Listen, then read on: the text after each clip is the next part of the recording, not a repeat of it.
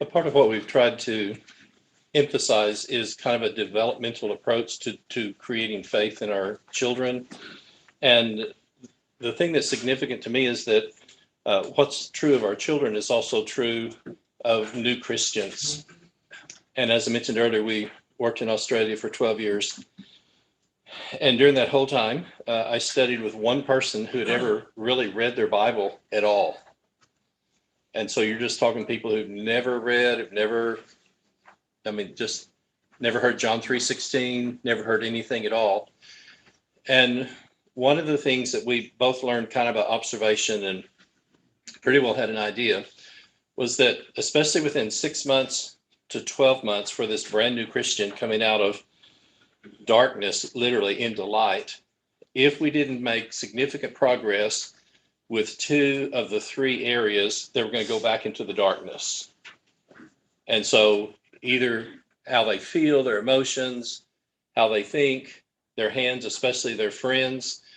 And sometimes you can just do everything you possibly can, and people will still go back for various reasons.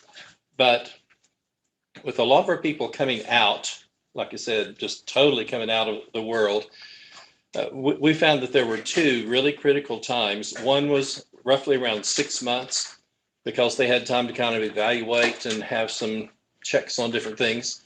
And ironically, the other one was about 3 years that just, they've been a Christian for a while. And like, for example, we had a family that had 4 boys. They were from Sweden. The dad was just an avid soccer player, was playing indoor. He had missed 2 years because they played it Sunday morning at 9:00. And the third year, he just couldn't miss that third year. And you can guess what happens when he goes back and starts playing soccer and then leaves that association. Then he went back into the darkness. Well, the same thing's true with our children growing up, with this exception, and we use this term very, very early. And I don't know quite how to say this. You're going to have to kind of work with me when I do this. But I think all of us have seen young people grow up in the church, and I've used the word inoculated. And when we inoculate a disease, we give enough of the real thing to develop an immunity to it. And we've all seen people who get just enough of Christianity and enough of the Lord to virtually become immune to it as they get older.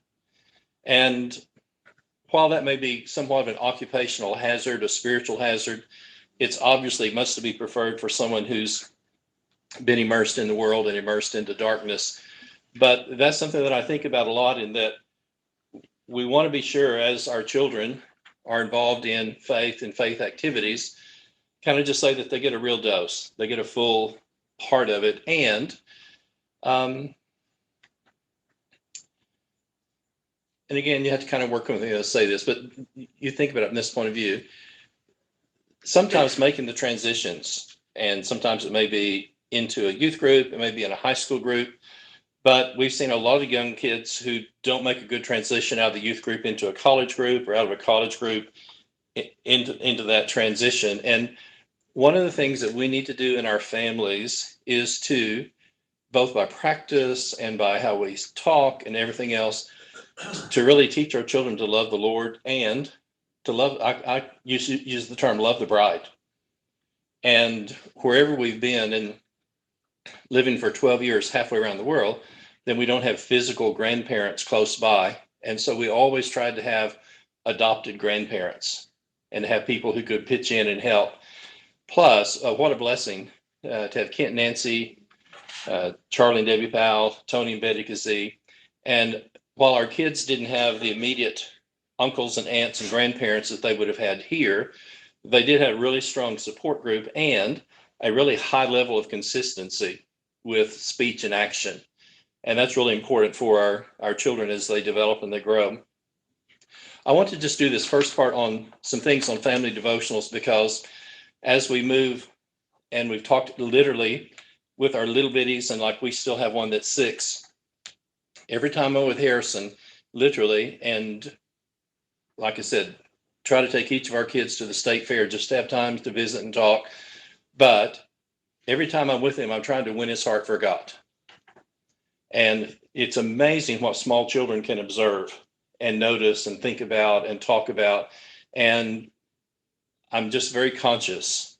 I want to try to put fingerprints of faith on him, and his feelings, his heart is going to develop obviously as he starts school, and then we're going to be working on thinking and the head and the other things there.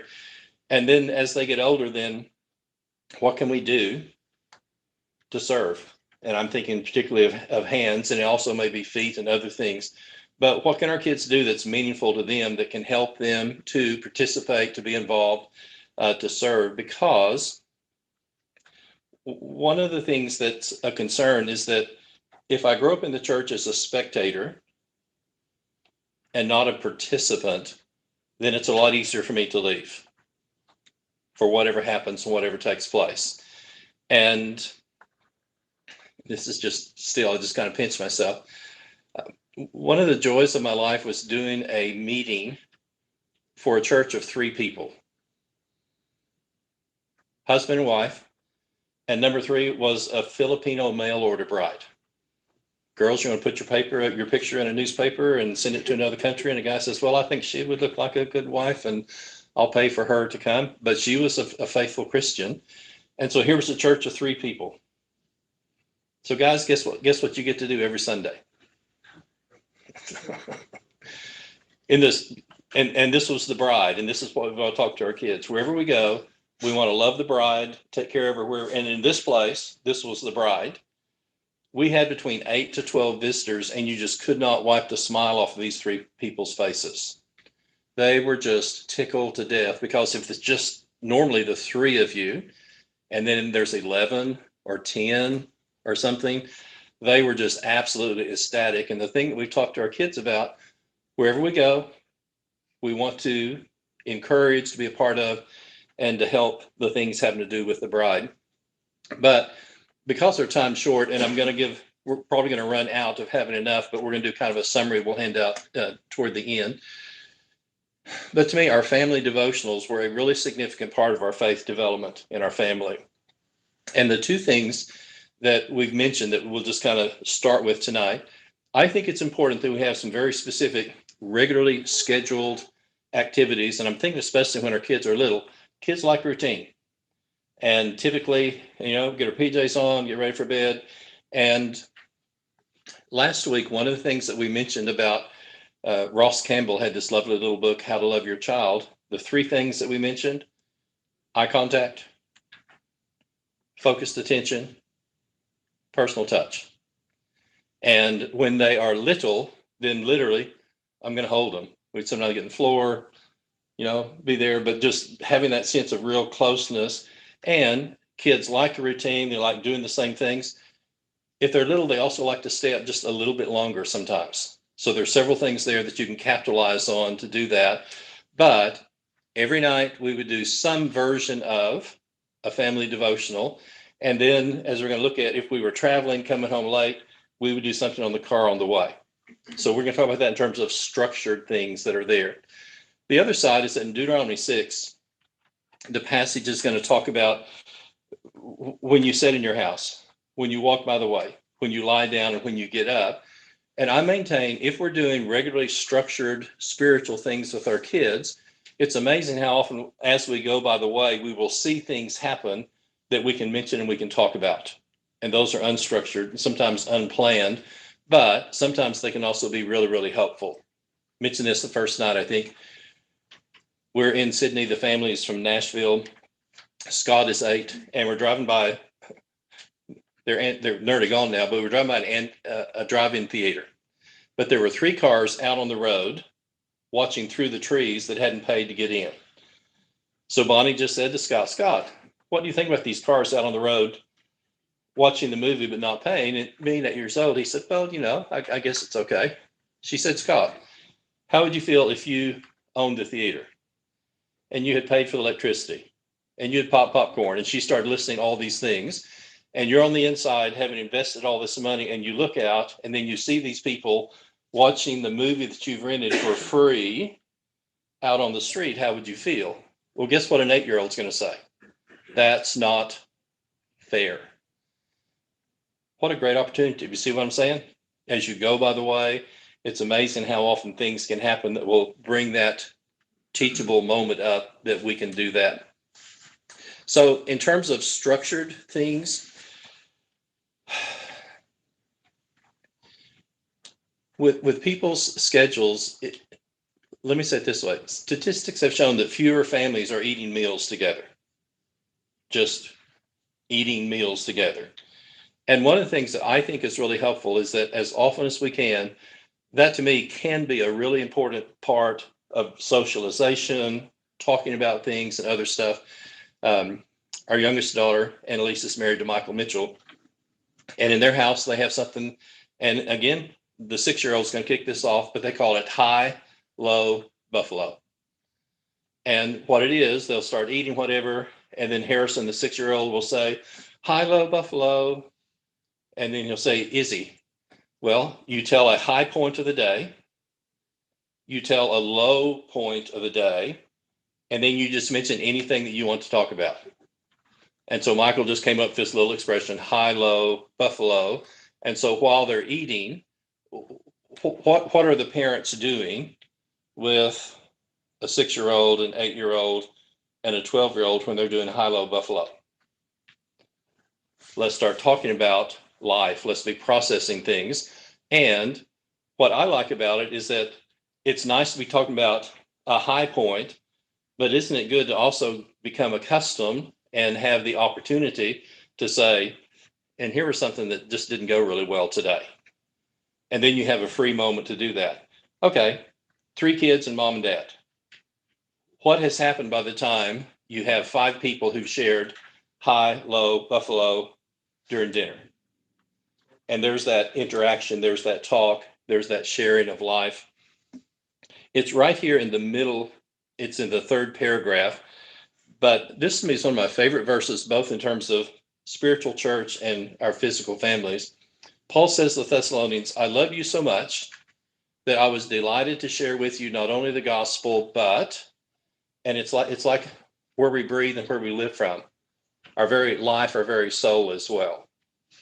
And one of the things that is really helpful in our families is to have this sharing of life for things that we can do to do that.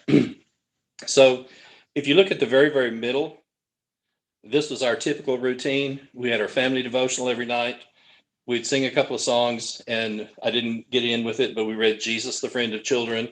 And then we would have a series of questions, talking about different Bible stories or things. But, and again, depending upon the night or other things, some nights we did Who Am I? So there were 3 kids, mom and dad in our family. The rule is, and again, we've laughed till we've cried till we've done this, but it's Heather's turn. And so the rule is you have to leave at least one person to guess, but you can take any of the others with you, and we want you to act out a Bible story, something that either you read about or you heard or you've done. And so then each person has to figure out who they are and what they're going to do. And then they come in and they would act out the story, and however many are left, one or whatever, then we'd try to guess, okay, what is this? Now stop and think. Look at this from a parent's point of view to a 4 or 5-year-old. What's going on when they start acting out a story that either they've read or they've heard in Bible class? What's happening? Thinking about all the details. Say again? Thinking about all the details and characters. Okay, think about the details and characters. It makes the story a part of them if they don't know it. And as they tell the story, they can step in and become a part of the story. We had a Wednesday night class, and our daughter Heather, I don't know, she's 5 or 6, was the only girl. The others were boys. Jezebel got thrown out the window. Okay, it's pretty gross. She dies, and the dogs come, and hands and feet are left, whatever. But all the kids were invited to draw a picture, and guess what the boys drew? It was red, and it was splattered, and on and on. Well, not Heather. Father, I'm sure she had puffed sleeves on before they tossed her out the window.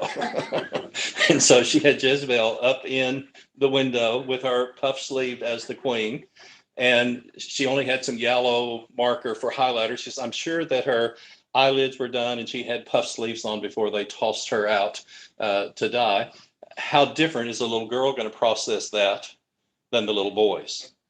But you see what I'm talking about? Everything that we can do to interact what they feel, what they think, and what they know is something that's very, very helpful. Secondly, how would you feel if you were, and you can start filling in the blank. How would you feel if you were the little boy who brought the 5 loaves and the 2 fishes? How would you feel if you were John Mark and Paul wouldn't take you? And again, stories either that they've heard or they've talked about, getting this interaction and discussion that would go on from there. And sometimes we just start a biblical story and just say, what happens next? And I'm using the word stories in that, yes, this is the inspired truth of God, but stories have an amazing impact on children because they're so imaginative. And everything that we can do to engage the imagination in the heart and that process is really, really helpful. This is something totally different than a Bible story, but we still would do this. And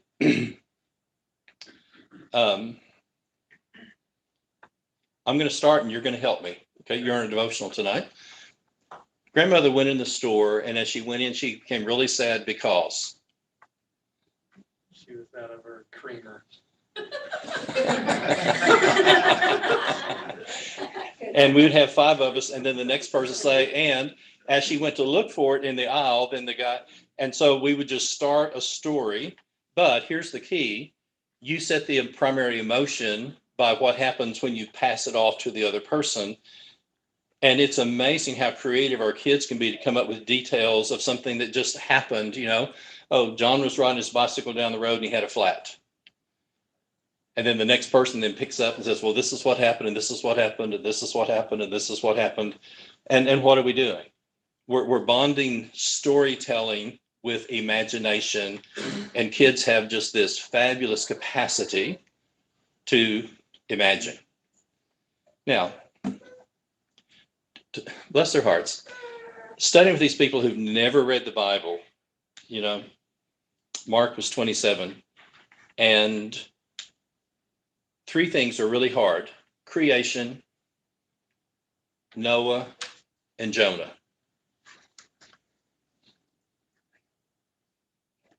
And as one of them said, do you expect me to believe the fish story? And I would say, well, Jesus did. As it was in the days of Noah, so shall it be with the coming of the Son of Man. The Son of Man will be in the heart of the earth, as Jonah was 3 days and 3 nights. And it's a journey, it's a process, and I'm empathetic with them. But here they are, 30 years old, and trying to get their mind around these stories, and then just to say, if Jesus believed in it, it's not unreasonable for you to believe in it. What happens when you tell a 5 or 6-year-old the same story? Wow. And this is what I'm saying. There are just these opportunities. And this is something that I think a lot about. Are European kids inherently smarter than American kids?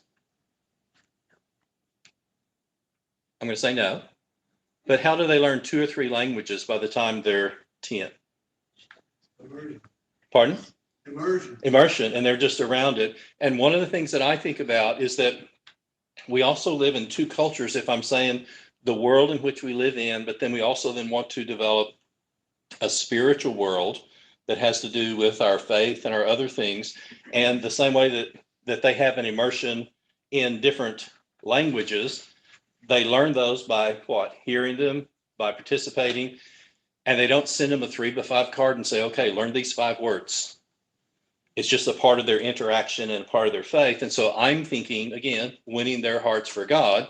We live in this particular culture. However, in our family and with our church family, we're also then trying to foster, can I say the term foster, a spiritual culture that they live in so that they can be a part of both of these, but not allow the worldly culture then to force the other one out. And that's something that's very, very important. If you turn the page real quick, we have had treasure hunts in our house. You think bad weather day or a special event, and in our house there would always be a concordance, and so you might have to look up the word love in the concordance, and then there would be a hint where to go next, and it might be taped under the table, and it might be somewhere else. And and even older kids can get involved in this, but if you ever do this, a really important hint: save a master copy in case we get lost along the way. And we live with the family when we go to Sydney, and of course the kids have been gone to school and they're older, but if we've left something special for them or something else, then they'll come in and we'll tell mom and dad, okay, Jared needs to look under love in the Young's Concordance. And this may be the first of 10 different clues for things to go through the house. But you see what I'm saying? We can use the things around us to do things that create a sense of anticipation, a sense of involvement. And let me say it this way. Every day doesn't have to be a Disney moment. You know, our son was getting married, kids were getting older. We went away and we did some really nice things while we were gone. And we come back and we said, what was your favorite thing? Well, we really liked eating those hamburgers. And I'm thinking, man, we could have saved a lot of money just eating hamburgers the whole time. But for them, that was a big deal. Parents, grandparents, kid plays longer with the box than he does with the toy. And it's something we've really thought about. It's really special to us. We've gone to all this trouble. And so just to be thinking about this from the point of view, every moment doesn't have to be a Disney moment. But what is important is this fingerprint thing, this hands thing, and this involvement and the stuff that we do. One of the things, and especially if we were traveling, tonight, what are we thankful for?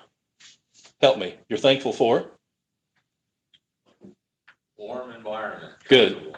Help me. You're helpful for? Friends. Okay. And again, sometimes if it was a short thing, it'd be one. Or what is it about our warm environment? Or what is it about your friends? And having this spirit of being thankful for the things that we have. You know, being raised with Dust Bowl survivors, great grandmother, on and on. We were oftentimes told, if you don't have what you want, learn to want what you have. Jackie, did you hear that growing up? If you don't have what you want, learn to want what you have. And there's a lot of things that can be passed on, both through story and through interaction in doing that. Right now, my best friend is. And why? Why are we wanting to talk with kids about their friends? Few things are going to have a greater impact either in this culture or this culture than their friends. And with our kids growing up in a foreign country, as I mentioned, Luke came home in kindergarten and just this sad voice, he said, Dad, I said, yes, matey. He said, everybody has figured out I talk funny. And I thought, bless your heart. You know, you've grown up with Okies and here you are with Australians. And every time you open your mouth, everyone has figured out I talk funny. See what I'm talking about? Oh, Mom, you say slide. We say slippery dip. Mom, you say cookies. We say Vickies. And see what's going on. Here's this processing that's going on all the time. And it's really helpful for us to know who our kids' friends are all the way through school. A biblical character, you choose one, we get to guess what it is, we get to ask a question. And again, that can take a while to identify that. Either my favorite Bible character is, my favorite story about Jesus is, my favorite characteristic of Jesus is. The one thing I'm working on in my life, and this is as they get older, do you see what I'm saying? We'd have a Bible story, and depending upon the time, then I want to do something that allows us to have this verbal, emotional interaction with things that are going on. But the other thing that I wanted to mention, and this is the as you go on the way and the spontaneous things. We sang a lot. Our family enjoyed singing. And I know some families that's a little more of a challenge, but that's something that we did. And like, for example, activities and things, I put these questions kind of in italics, about 2/3 the way down the back of the page. But what did you think about? And here's a particular event.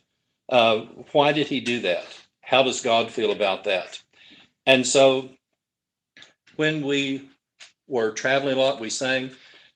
We took kids to school a lot. Anytime I was with the kids, then we tried to have a time where we either sang or talked about our verses or our questions.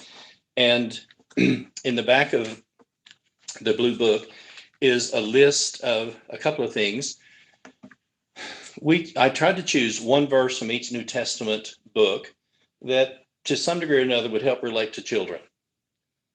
And so the other thing, and we've talked about this earlier, we had a keyword for every book of the Old Testament, and we would walk through the story.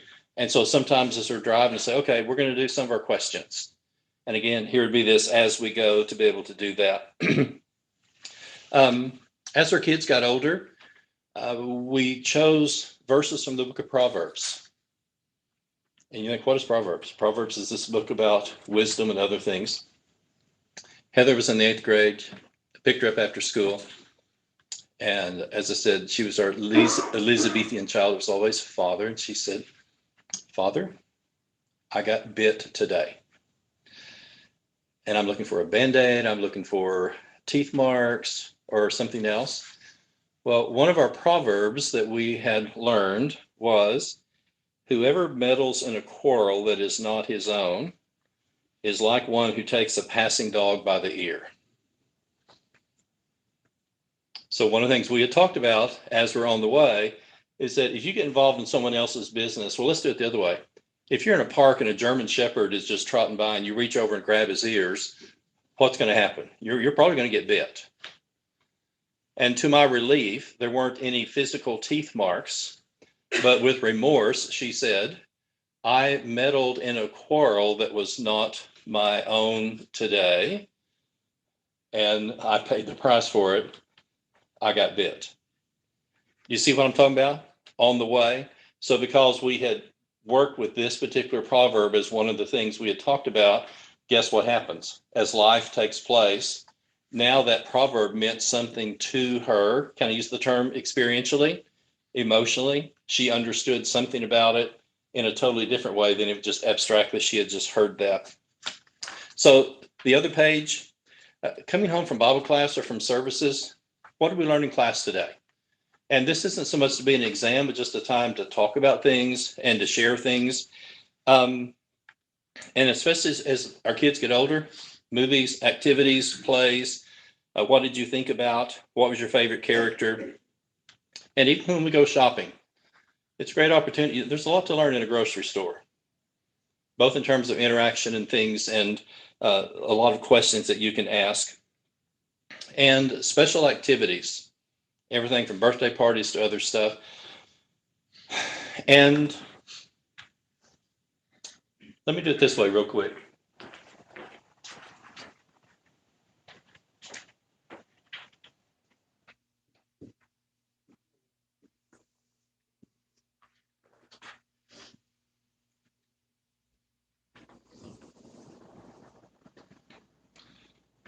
This is not the way that I put it into something later, but something that I always thought about is that, and again, especially for us as dads, when we bring a sense of discipline and structure to our family, we prevent a lot of discipline problems. If there's a lot happening, a lot going on, we're involved, we're in touch with things. We've all seen kids that have misbehaved just because they're either neglected or haven't had attention or other stuff. And one of the things that we tried to do, and as they're young, to have a high level of control that steadily decreases because we want them to be responsible and to have more choice and be going the other way. And that's why very, very structured when they're young, but we kept doing things with them, talking with them. However, we wanted to give them more opportunities to choose because I would rather have their ear while they're still at home working through consequences and sometimes not so good of choices rather than not having that go on until they leave home. Okay. Sometime past the age of 10 in our house, if you really messed up, you volunteered, thank you, you volunteered to, when you do the deck, what's the word? Polish isn't the word, paint isn't, help me. Paint what, you know what I'm saying? I told our kids when the last one left, our deck has never looked as good as it did while you guys were teenagers. Sunday night devotionals going on, the phone calls, And the girl on the other end says, is Dad there? She doesn't want to talk to Mom. And I said, yes. And they said, well, we took the car for a driver's ed and it's stuck in the ditch around the corner from where the youth group activity is. Okay. As Dad, what's your first question? Is everybody okay? And I'll be there as quick as I can. And on the way home, we talked about, I'm really glad that you guys have volunteered to do the deck. And we tried to think of something that was somewhat constructive, but also wasn't necessarily pleasant. And rather than you guys are so helpful, it's really nice that you've been so thoughtful to volunteer to help do that. But here's the thing. We've all seen kids who've been so sheltered that when they leave home, they just go crazy. They've never had any opportunity to make choices, to learn from that. And so one of the things that I think about is that the younger they are, I want to have a high level of control. And while we're still involved, decrease that, but give them more opportunities to make their own choices while they're still with us so we can still talk about it.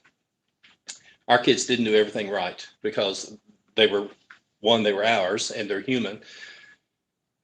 But our son was in the 11th grade, and this was the next day. It wasn't the day.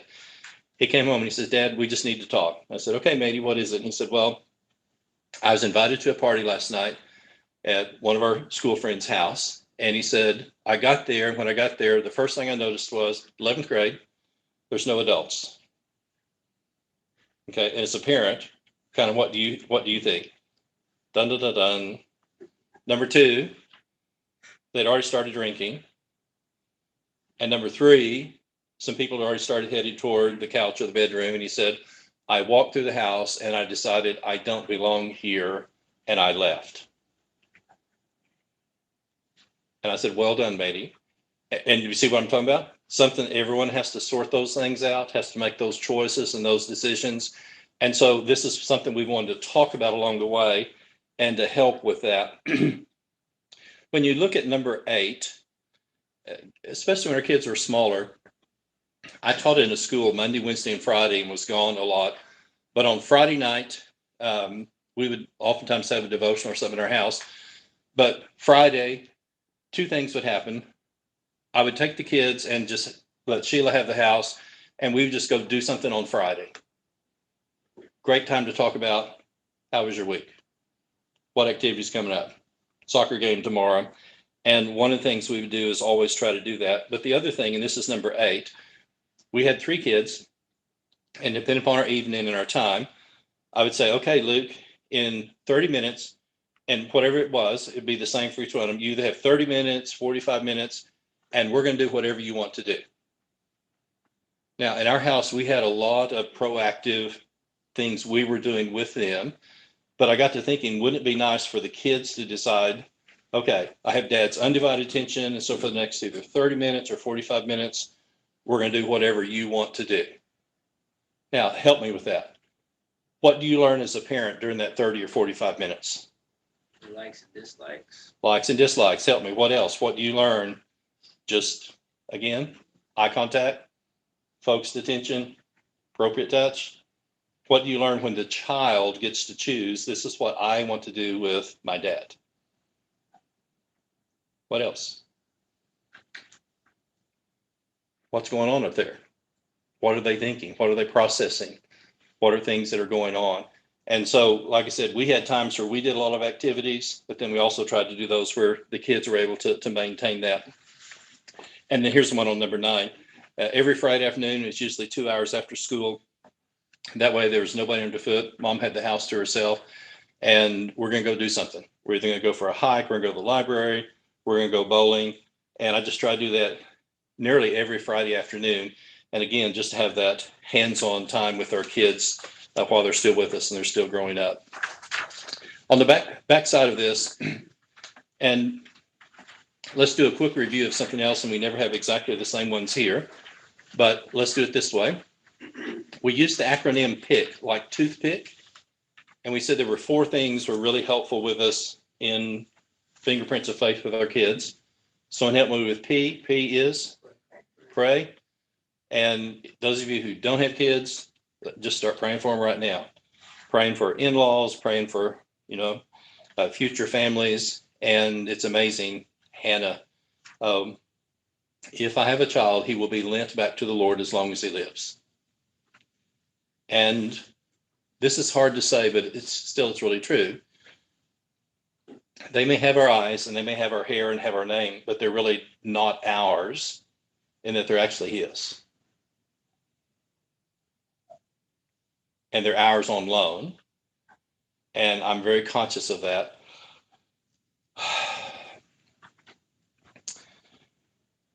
Wonderful family at Eastside, and I've lost count. I think they had 6 kids, and this may have been number 7. She was 6 weeks old. They put her down late that night, and at 6:30 the next morning, she's dead. So what do you say at the funeral of a 6-week-old baby, and the coffin is this big? It's got little bitty places where 2 guys can put their fingers in rather than just kind of grabbing it. But what do you say to a family with 6 kids who've lost a 6-week-old baby? Can you just hug them? Yeah. And there's just all kinds of hurt and everything else. Stafford North, I got to run across him and I said, Stafford, you've done all kinds of things. He said, this would be a great time to talk about heaven. We have no doubt where the baby's at. And he said, remember David said, he can't come to me, but what? I will go to him. And there's several of these poems, and we had some of our dearest friends that lost. He was in his early 20s. But it's really difficult when we lose one of ours. And Maxine had this expression. She said, the hardest thing I've learned was that he was never mine. He was on loan. And so prayerful, intentional, be very specific, be intentional. And I'm not as concerned that you do the things we did, but that you do very specific things in your family. And they're just with us such a short time.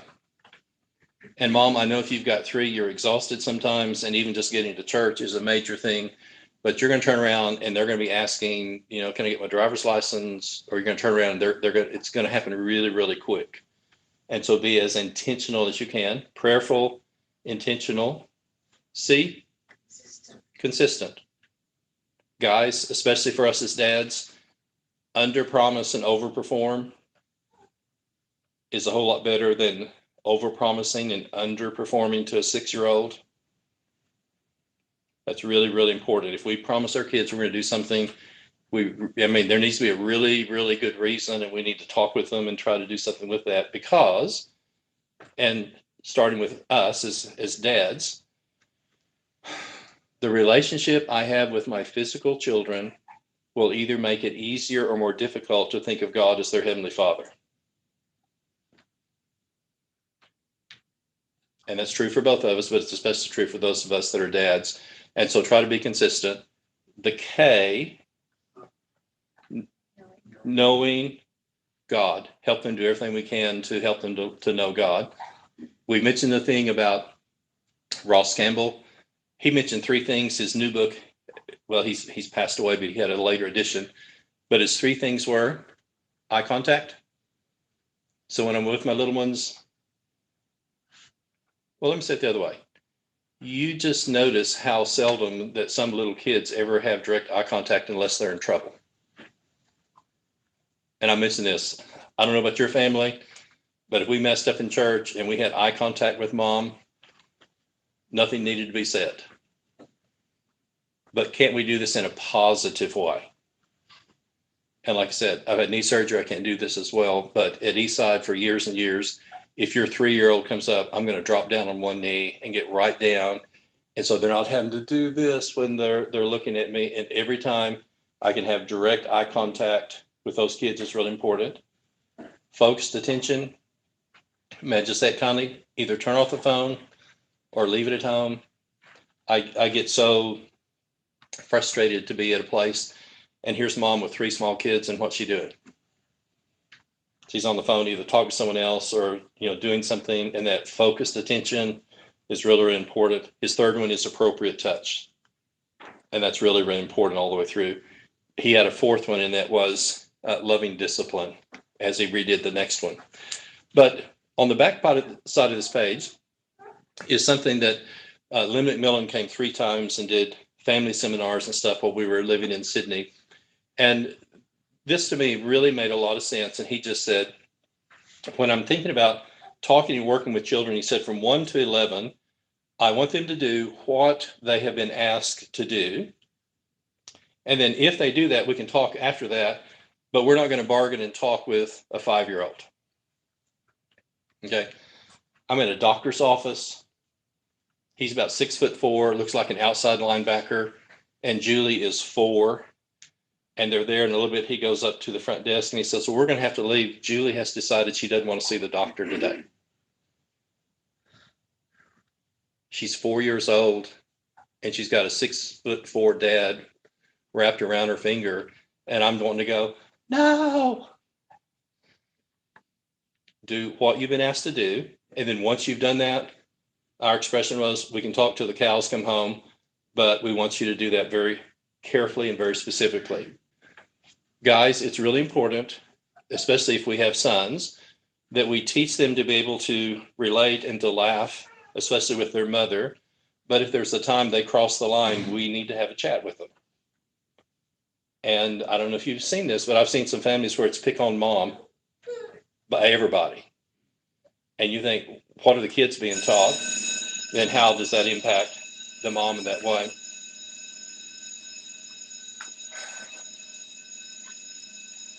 Y'all have really good bell ringers here.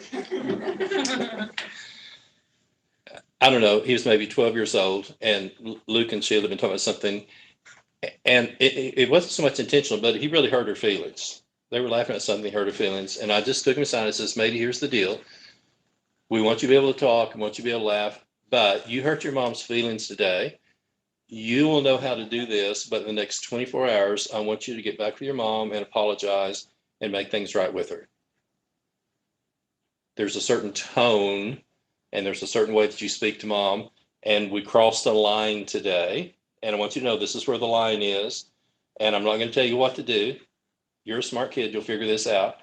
But we're going to talk in 24 hours and we're going to find out how did it go talking with mom. And see what they're trained to do. Really important.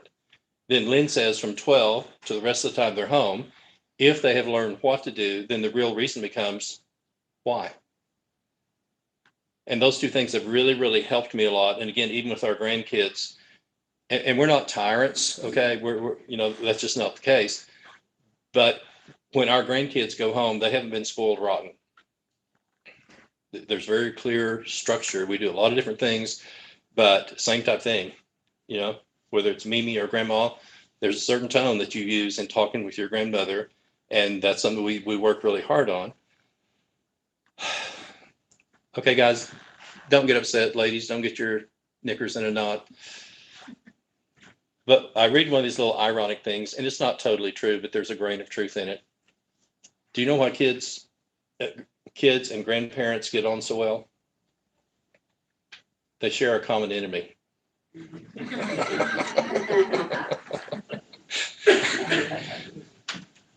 little bit of backhanded humor there. But on the other hand, we want to support in our house as grandparents what's being done in their house and reinforce that and support that, clarify that. And I've told both of my son-in-laws especially, I've said, if we're ever not helping you do what you're doing at home, you tell us and we're going to work with you on that. So those two things are really important. When we're really small, this is what you're to do. We expect you to do it, cheerful about it, get on about it. And as we get older, then this is why. One last thing, and then I'm going to hand something else out and we'll finish. How often is it Levi you said the other night? How old's Levi? 14. Okay. Do you have a younger one? Yeah, he's 12. Okay. But let's go even younger than that. How often does a 6 or 8-year-old get mail sent to their house with their name on it? I try 6 times a year to send something to both children, in-laws, and my grandchildren. And the common theme is, we are glad you are in our family.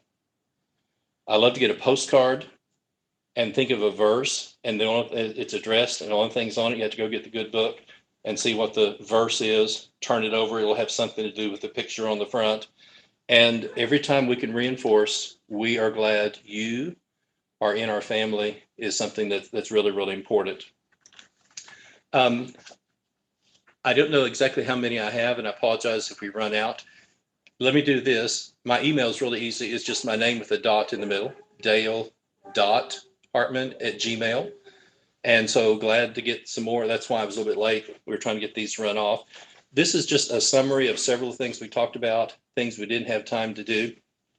But as well, yeah, just one for family, and then if there's some friends that you don't have, and like I said, if you want one and you don't get one, you get in touch with me and I'll get some more back to you. But here's the other thing. If you have any resources, I'm talking about either books or things that you found helpful, I'd love to hear about that. If there's things that you felt were either helpful in the class or things that could have been more helpful, I would appreciate hearing from you. So if there's any feedback that you have, be delighted to hear from you. And like I said, easy to get to me, dale.hartman@gmail.com. Going to close with one thing, and this is, it's even a bit hard to talk about.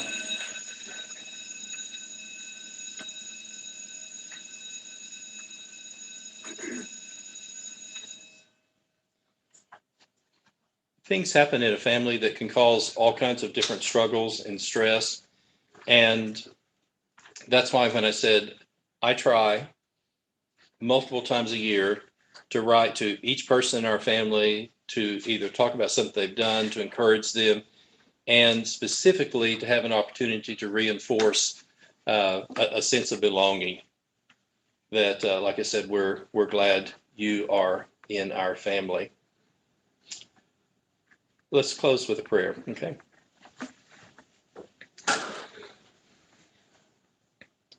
Father, we're just mindful of the responsibility and the privilege that it is to have children both in our physical family and in our spiritual family. And Father, they're just as unique as different flowers and snowflakes. And help us, Father, to listen to each one, to help each one of them to be raised in the way that they should go. Father, we're grateful for each of the parents and grandparents that are in a room tonight, and help us to be very intentional as we seek to put fingerprints of faith on our children and grandchildren. Father, we're grateful for your love for us, and we pray that our lives and our families will always bring glory and honor to you. And we pray, Father, that the things that we do will ultimately increase the population of heaven. And we're grateful for the privilege of our fellowship and our time together tonight. It's our prayer in Jesus' name. Amen. God bless. Thank you.